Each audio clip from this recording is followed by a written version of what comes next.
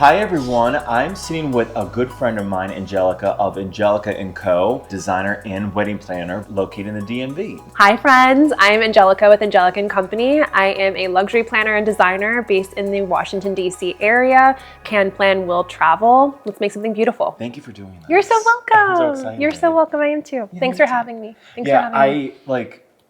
I remember when I told you the story, right? Tell me again. I knew about you for a while. Yeah, and you said you were trying to reach out or didn't reach out and you meant to. Yeah, well, I've been looking after you for so long, on my list of wedding planners to reach out to, and I was like, oh my God, was she honestly I'm real sweet. Well, that's the thing. Sometimes when you reach out to new people, you don't know how they're going to perceive you. No, you don't. What you do, what your mission is, and stuff like that. And honestly, I always say it's a big game of optics, like how people present online and how kind or sweet or not so kind, not so sweet. It's a falsity.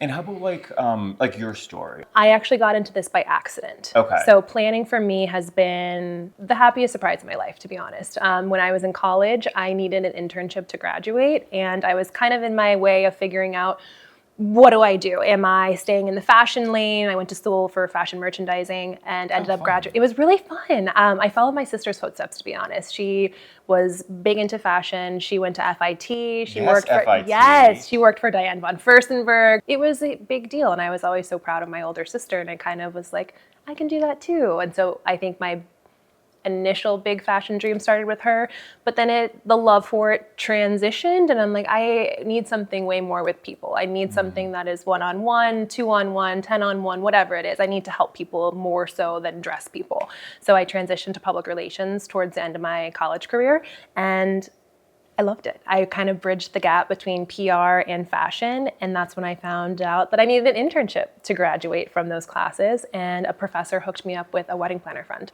She works for The Knot. She's really wonderful. Her name's Megan Ely, and she kind of was my mentor growing up.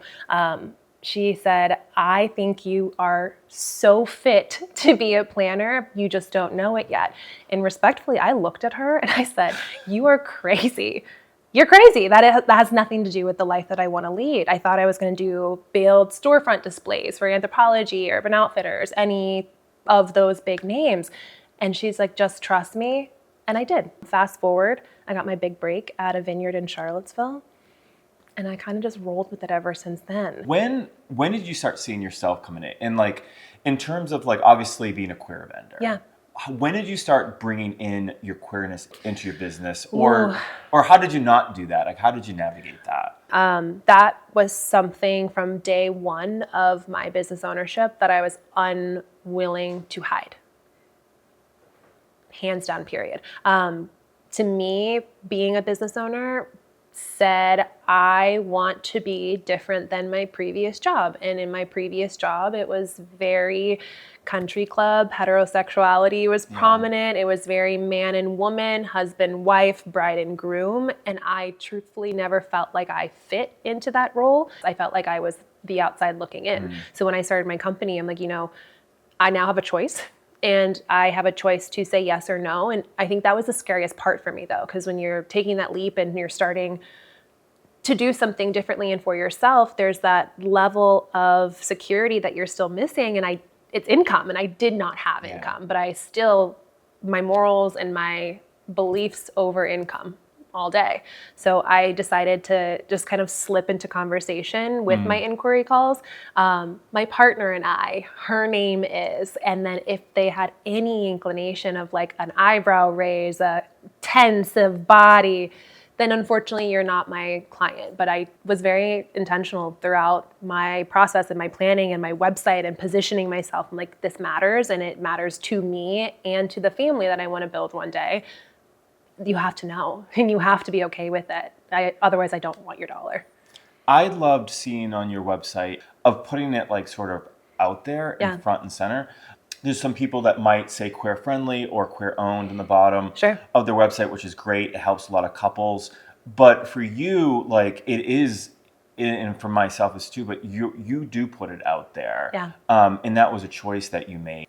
Honestly, it didn't even feel like a decision. It just felt like the truth. I want for someone to, without question, know that I am a queer woman of color. I am married to a female who is also a queer woman of color, and I do accept all, but I not just accept you, I welcome you, I celebrate, I praise you. And it matters to have that reaction so immediately without having to go through like a guesswork game of, will I feel comfortable? Will this person understand? I have these pronouns and I don't want to be in the bridal suite of the venue. How do we need to speed up an educational process to make us comfortable to just celebrate our love? That was what was missing for me. And so I'm like, if I can eliminate part of the guesswork that couples go through with it and just immediately put them at ease with me, I think that goes a long way in saying, I'm on your side, I advocate for you, and I damn well know that anyone who I'm putting in your corner is going to be doing the same.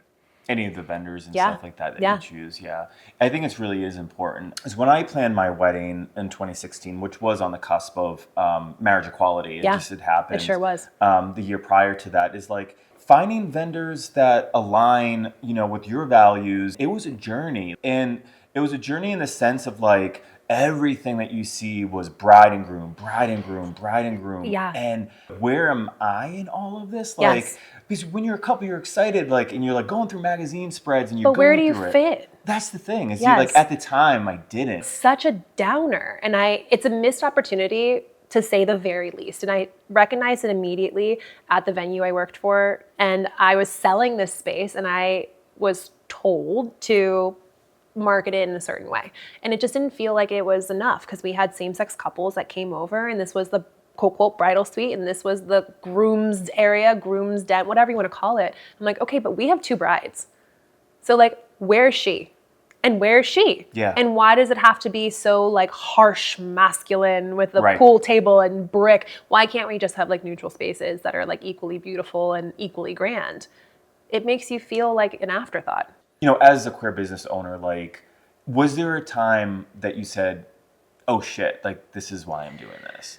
Yeah, I think there's been many times, but I think it's the forefront of what I'm doing. There's the back end of business of why I'm doing planning and why I'm supporting queer couples, but the front-facing, client-facing role of it, I think that's what matters the most to me. It has nothing to do with praise, nothing to do with recognition. It's simply about seeing someone for who they are. And I love them. I'm going to name drop them, Lainey and Kate. Hi, Lainey and Kate. I had 2 wonderful women get married a few years ago. At their wedding day, I don't want to say that they felt bashful or internalized with how they wanted to celebrate, but it was clear from their family standpoint that this day was so special, and it was made more special because I brought such love and acceptance to the table, and we've been friends ever since. And that was like, I want to say 4 years ago. That's amazing. Yeah, 4 years ago.